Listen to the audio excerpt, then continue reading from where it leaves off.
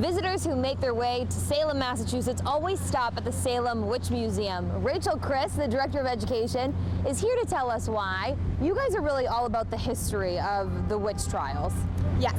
So Salem's, October is definitely the busiest time in Salem, but we don't change what we do during the rest of the year, so we are a history museum all year round. And you guys have presentations every 30 minutes, and you usually have a line that goes outside the building and onto the street. What can people expect when they come to see in one of these presentations? So we are a two-part presentation. The first part is all about the Salem witch trials and what took place throughout the year 1692, and it's kind of a point-by-point overview of that year.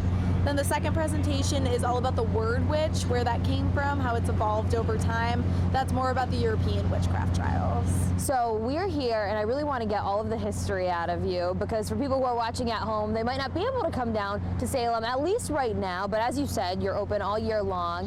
Tell us what the girls' behavior was like. So the Affliction really begins in January of 1692, and it's very frightening. So essentially, Betty Parris and Abigail Williams, who were two children living in the home of Reverend Samuel Parris, they're his niece and daughter, start exhibiting these really frightening symptoms. They're shaking, they're screaming, they're falling to the ground, they're throwing themselves around the room. It's kind of like what we would consider today to be a seizure of some sort, and it's really frightening, and nobody knows what's wrong. So then what was the difference between the accused and the afflicted? So the accused are the people who are being accused of witchcraft. So essentially what happens is, once this affliction's been going on for a certain amount of time, they bring in a doctor, the doctor looks at them and he says, I don't have a medical explanation for what is going on. So the next natural step for them was, this is the work of the devil, this is witchcraft. So what that leads to is people being accused of witchcraft and imprisoned, and the people who are witnesses against them were oftentimes these girls who have this horrifying behavior. And how many girls and women were executed because of this? So 20 people were executed. It wasn't just women, men were executed too, 5 men were executed. So yeah, anybody could be accused of witchcraft, men, women, children, anybody.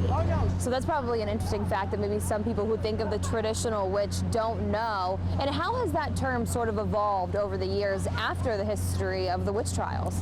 So, and this is what we unpack in our second exhibit. The word witch goes through this very dramatic change over time when you get into the 20th century. Legal witch hunts really end in the early modern era around the 1750s.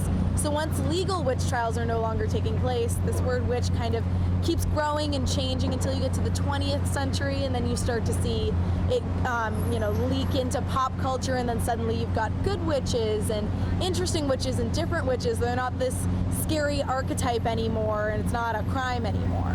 Rachel, thank you so much. So many people at home probably didn't know some of those interesting facts that you shared with us, so we greatly appreciate it, and we can see why this Witch Museum is so popular. Thank you. Thank you.